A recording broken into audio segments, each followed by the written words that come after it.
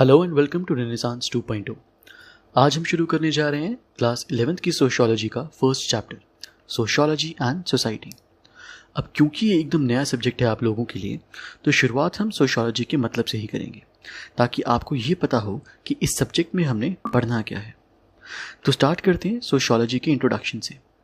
अब सोशियोलॉजी दो वर्ड से मिलके बना है, सोशियो प्लस लॉजी। सोशियो का मतलब है सोसाइटी और लॉजी का मतलब है स्टडी। और जिस इंसान ने ये शब्द पहली बार यूज करा था वो थे ऑगस्ट कॉम्ट, जिन्हें फादर ऑफ सोशियोलॉजी भी कहा जाता है।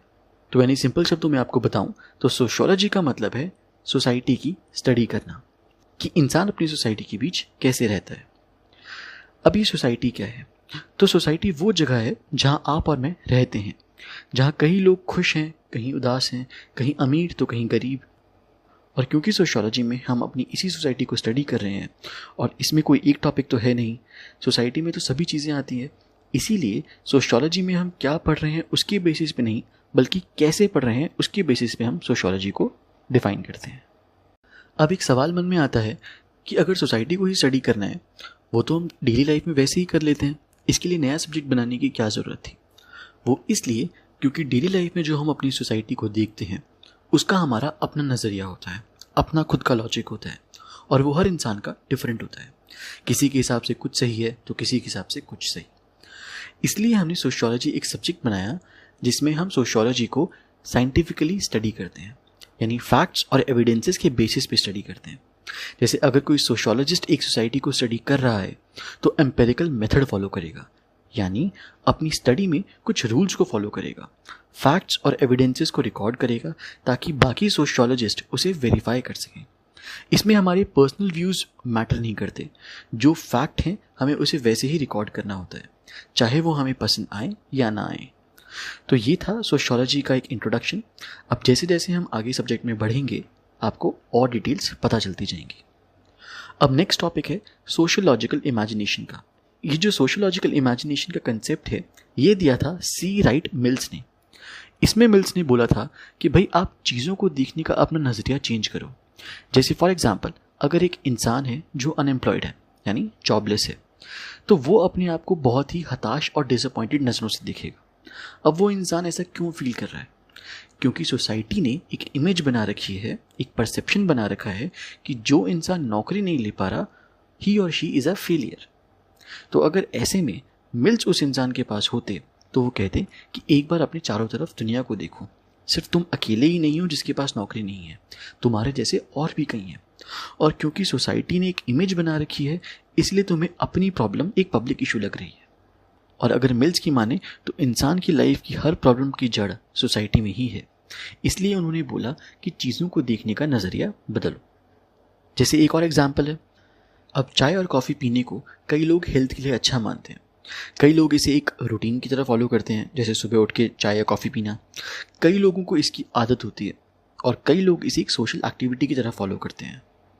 जैसे आपने लोगों को अक्सर बोलते हुए सुना हुआ होगा कि let's meet up for a coffee, जहाँ उनका ध्यान कॉफ़ी पे कम और बातों पे ज़्यादा रहेगा। इसी तरह अलग अलग लोगों के अलग अलग व्यूज़ होते हैं, और जब आप चीज़ों को दूसरों के पॉइंट ऑफ व्यू से देखना शुरू कर दो तब आप सोशियोलॉजिकल इमेजिनेशन की दुनिया में घुस चुके हो। ठीक, नेक्स्ट टॉपिक है प्लूरैलिटीज़ और इनइक्वालिटीज़ का। पहले बात करते हैं प्लूरैलिटी की। तो आज की इस दुनिया में हम एक से ज़्यादा सोसाइटी को बिलोंग करते हैं। जैसे इसे मैं एक एग्जाम्पल से समझाता हूँ। सपोज़ मैं अमेरिका में हूँ, वहाँ मैं बताऊँगा कि मैं इंडियन सोसाइटी से बिलोंग करता हूँ। अगर मैं इंडिया में हूँ तो यहाँ मैं अपनी लैंग्वेज, कल्चर या स्टेट को बता सकता हूँ। ये था प्लूरैलिटी। अब इनइक्वालिटी है जो समाज में हमारे भेदभाव हैं, जैसे कोई अमीर, कोई गरीब, कोई पॉलिटिकली पावरफुल, कोई वेल एजुकेटेड, कोई लेस एजुकेटेड। तो ये जो सारी डिफरेंसेस हैं हमारी सोसाइटी में, इसे ही इनइक्वालिटी बोलते हैं। अगला टॉपिक है sociology and common sense knowledge का। इंट्रोडक्शन में हमने इस पर थोड़ा डिस्कशन करा था, तो अब और देखते हैं। तो कॉमन सेंस नॉलेज क्या है? ऐसा ज्ञान जो हम डेली लाइफ में देख के बड़े हुए हैं, जो बहुत नेचुरल है, जैसे नींबू खट्टे होते हैं, सन ईस्ट से निकलता है, ऐसा ज्ञान। और हम ये नहीं कह रहे कि कॉमन सेंस नॉलेज हमेशा गलत ही होती है, बहुत बार ये सही भी होती है। पर कॉमन सेंस नॉलेज के साथ प्रॉब्लम ये है कि ये अनएग्जामिन्ड होती है, यानी इसे इन्वेस्टिगेट नहीं किया गया। इसलिए सोशियोलॉजी कॉमन सेंस नॉलेज से डिफरेंट है। सोशियोलॉजी एविडेंसेस पे बेस्ड है और कॉमन सेंस नॉलेज अजम्पशंस पे। सोशियोलॉजी में हम लॉजिक फॉलो करते हैं और कॉमन सेंस नॉलेज में जो बिलीव्स चलते आ रहे हैं वही फॉलो होते हैं। सोशियोलॉजी में कुछ कंसेप्ट्स हैं, कुछ मेथड्स हैं और कॉमन सेंस पर्सनल जजमेंट पे बेस्ड होती है। तो ये चीज़ों को देखने का नज़रिया ही है जो सोशियोलॉजी और कॉमन सेंस को अलग अलग बनाता है। जैसे आपकी बुक में एक एग्जाम्पल दे रखा है गरीबी का, कि एक आम आदमी जब किसी गरीब को देखता है तो उसके मन में ख्याल आते हैं कि ये लोग काम ही नहीं करना चाहते, इन्हें पैसों को मैनेज करना नहीं आता या इनमें दिमाग ही नहीं है। पर अगर कोई सोशियोलॉजिस्ट उस गरीब को देखेगा तो वो उसके पीछे के एक्चुअल रीजंस जानने की कोशिश करेगा कि वो गरीब क्यों है। जैसे हमारी सोसाइटी में इनइक्वालिटीज़ काफ़ी हैं, या फिर अनएम्प्लॉयमेंट इतनी हाई है कि जो काम करना चाहते हैं उन्हें काम ही नहीं मिलता। तो ये फ़र्क है एक कॉमन सेंस एक्सप्लेनेशन में और एक सोशियोलॉजिस्ट की एक्सप्लेनेशन में।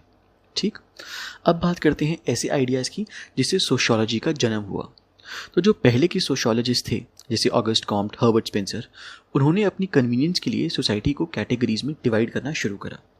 जैसे प्री मॉडर्न सोसाइटी में हंटर्स और गैदरर्स थे, वो लोग जो एक जगह पर फिक्स नहीं रहते थे, उन्हें जहाँ खाना मिलता था वो वहीं चले जाते थे।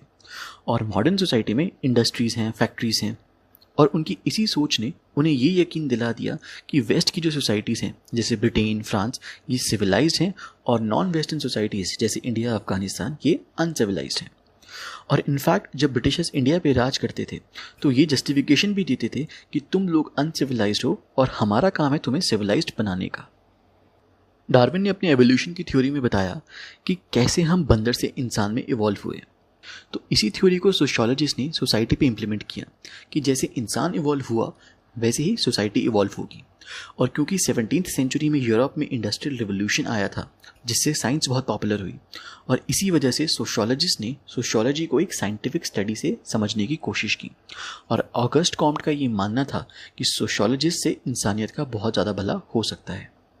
अब आते हैं ऐसी क्या कंडीशन है सोसाइटी में जिससे सोशियोलॉजी एक सब्जेक्ट बनाना पड़ा। तो इंडस्ट्रियल रिवोल्यूशन के टाइम पे शहरों में नई नई फैक्ट्री स्टार्ट होने लगी और काम की तलाश में लोग गांव से शहरों में आने लगे, और इसी वजह से शहरों में पॉपुलेशन बहुत ज़्यादा बढ़ गई। मज़दूर इतने ज़्यादा हो गए कि उनकी वैल्यू बहुत कम हो गई। अब जब पॉपुलेशन ज़्यादा हो गई तो मज़दूर ओवर क्राउडेड स्लम्स यानी झुग्गियों में रहने लगे जहाँ बिल्कुल साफ़ सफाई नहीं थी, ज़्यादा काम करना पड़ता था, घड़ी के हिसाब से यानी शिफ्ट्स में जॉब करते थे। पहले के टाइम पे काम की शुरुआत दिन निकलने से होती थी और दिन ढलने के साथ काम ख़त्म हो जाता था, पर अब 16-16 घंटों की शिफ्ट में काम करना पड़ता था। फैक्ट्रीज़ के ओनर की नज़रों में मज़दूर एक कमोडिटी की तरह था। अब ये सोसाइटी का जो स्ट्रक्चर था पूरा चेंज हो चुका था, लोगों को समझ ही नहीं आ रहा था कि क्या हो रहा है। इसीलिए सोसाइटी की इन नई प्रॉब्लम्स को समझने के लिए सोशियोलॉजी का एक सब्जेक्ट बनाया गया। अब सोशियोलॉजी की शुरुआत कैसे हुई, ये सब्जेक्ट कैसे ग्रो करा, ये पढ़ना क्यों ज़रूरी है। तो सोशियोलॉजी का जन्म जिन रीजंस की वजह से हुआ था वो समझना काफ़ी ज़रूरी है ताकि आगे सोशियोलॉजी में हमें क्या पढ़ना है वो समझ सकें। 17th से 19th सेंचुरी तक जो रैपिड चेंजेस आए उन्होंने हमारी सोसाइटी का एक नया रूप हमारे सामने रखा। इंडस्ट्रियलाइजेशन आया, फैक्ट्रीज एस्टैब्लिश हुई, लोग गांव से शहरों में आने लगे, स्लम्स में गंदगी की वजह से नई नई बीमारियां फैलने लगी। तो इन चेंजेस को समझने के लिए सोशियोलॉजी बनाई गई। और क्योंकि इंडिया उस टाइम ब्रिटिशर्स के अंडर था, इंडिया पे उनका काफ़ी इन्फ्लुएंस था, इसलिए ये पढ़ना ज़रूरी है। अब बात करते हैं कि इंडिया में सोशियोलॉजी की ग्रोथ कैसे हुई। जब ब्रिटिशर्स इंडिया पे राज कर रहे थे तो उन्होंने सोचा कि इंडिया को अच्छे से रूल करने के लिए इंडिया की सोसाइटी को समझना ज़रूरी है, और यहाँ से इंडिया में सोशियोलॉजी की शुरुआत हुई। और कई बार वेस्टर्न सोशियोलॉजिस्ट यानी ब्रिटिश सोशियोलॉजिस्ट इंडिया की सोसाइटी को बहुत गलत तरीके से रिप्रेजेंट करते थे, और ये बात इंडियन सोशियोलॉजिस्ट को सही नहीं लगती थी। तो उन्होंने इंडिया की सोसाइटी को उसकी कल्चर, रिलीजन, लैंग्वेज के बेसिस पर रिप्रेजेंट करना शुरू करा। वो जानते थे कि इंडियन सोशियोलॉजी और वेस्टर्न सोशियोलॉजी डिफरेंट है, क्योंकि वेस्टर्न सोशियोलॉजी का जन्म साइंटिफिक डेवलपमेंट की वजह से हुआ और इंडिया में ये चीज़ें गुलामी के टाइम पे इंट्रोड्यूस हुई। नेक्स्ट टॉपिक है स्कोप ऑफ सोशियोलॉजी, यानी सोशियोलॉजी की स्टडी हम किन किन एरियाज़ में करते हैं। और क्योंकि सोसाइटी में सभी चीज़ें आती हैं इसीलिए इसका स्कोप भी बहुत वाइड है। छोटे ग्रुप से लेके नेशनल और इंटरनेशनल इश्यूज़ भी कवर होते हैं इसमें। छोटे लेवल पे हम देखते हैं कि लोग आपस में कैसे इंटरैक्ट करते हैं, कैसे बिहेव करते हैं। नेशनल लेवल पे ऐसे इश्यूज़ आते हैं जो बड़ी पॉपुलेशन को अफेक्ट करते हैं, जैसे अनएम्प्लॉयमेंट, पॉवर्टी। और ग्लोबल लेवल पे ऐसे इश्यूज़ आते हैं जो पूरी मानव जाति को इम्पैक्ट करते हैं, जैसे कोरोना वायरस, एनवायरमेंटल पॉल्यूशन या एक्सेट्रा। अब देखते हैं कि सोशियोलॉजी बाकी सोशल साइंसेज के सब्जेक्ट से कैसे डिफरेंट है। इसमें सबसे पहला है सोशियोलॉजी एंड इकोनॉमिक्स। अब ये दोनों सब्जेक्ट्स काफ़ी क्लोजली एक दूसरे से लिंक्ड हैं, यानी जुड़े हुए हैं। इकोनॉमिक्स में हम इकोनॉमिक वेरिएबल्स को स्टडी करते हैं, जैसे किसी चीज़ की कीमत क्या होगी, कितनी क्वांटिटी में उसे बनाया जाएगा। और सोशियोलॉजी में हम लोगों का इकोनॉमिक पैटर्न स्टडी करते हैं कि लोग किन चीज़ों पे पैसे खर्च करना पसंद करते हैं, उनकी क्या रिक्वायरमेंट्स हैं। और इसी वजह से इकोनॉमिक्स और सोशियोलॉजी दोनों एक दूसरे से जुड़े हुए हैं। फॉर एग्जाम्पल, आज जो हम नए नए सक्सेसफुल बिजनेसेस देखते हैं वो क्यों इतने पॉपुलर हुए? क्योंकि उन्होंने सोसाइटी की एक प्रॉब्लम को आइडेंटिफाई करा और उसे सॉल्व करा। जैसे जोमेटो और स्विगी, इन्होंने देखा कि लोगों को खाना लेने के लिए खुद जाना पड़ता है, तो इन्होंने उनकी वो प्रॉब्लम सॉल्व कर दी। ओला और उबर ने देखा कि लोगों को कैब कराने में बहुत प्रॉब्लम होती है, तो उन्होंने लोगों की वो प्रॉब्लम सॉल्व कर दी। अब आते हैं सोशियोलॉजी और पॉलिटिकल साइंस पे। अब ये दोनों सब्जेक्ट भी बहुत ज़्यादा जुड़े हुए हैं एक दूसरे से, बिना एक दूसरे के ये एग्जिस्ट ही नहीं कर सकते। पॉलिटिकल साइंस में हम देखते हैं कि गवर्नमेंट कैसे काम करती है, इक्वालिटी, फ्रीडम, राइट्स ये क्या होते हैं।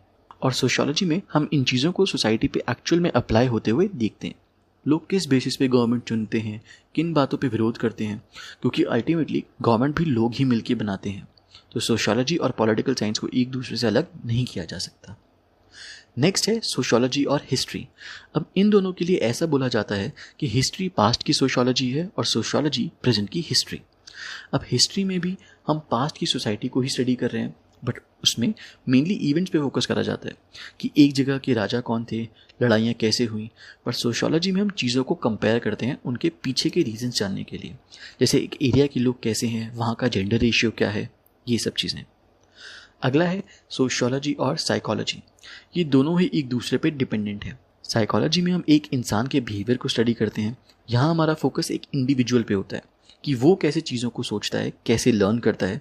पर सोशियोलॉजी में हम पूरी सोसाइटी को देखते हैं कि सोसाइटी का क्या इम्पैक्ट होता है इंडिविजुअल पे। यहाँ हम लोगों को ग्रुप्स में देखते हैं और वो ग्रुप्स चाहे छोटे हो सकते हैं या बड़े हो सकते हैं। ठीक, लास्ट है सोशियोलॉजी एंड एंथ्रोपोलॉजी। अब इन दोनों के बीच का डिफरेंस बहुत कम है।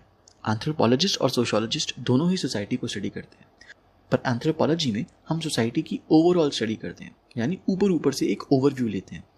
इसीलिए इसे सिंपल सोसाइटीज़ की स्टडी भी बोला जाता है। पर सोशियोलॉजी में हम सोसाइटीज़ के एक स्पेसिफिक पार्ट पे फोकस करते हैं, जैसे रिलीजन, लैंग्वेज, पॉवर्टी, और उस पर इन डेप्थ स्टडी करते हैं। इसीलिए इसे कॉम्प्लेक्स सोसाइटीज़ की स्टडी भी बोला जाता है। इस चैप्टर में इतना ही। अब ये हैं इस चैप्टर के कुछ इंपॉर्टेंट क्वेश्चंस, आप इनको लिखें और सॉल्व करें। अगर आपको किसी भी टॉपिक या क्वेश्चन में डाउट है तो आप मुझे कमेंट सेक्शन में पूछ सकते हैं। I will be more than happy to help you. Till then keep studying and thanks for watching.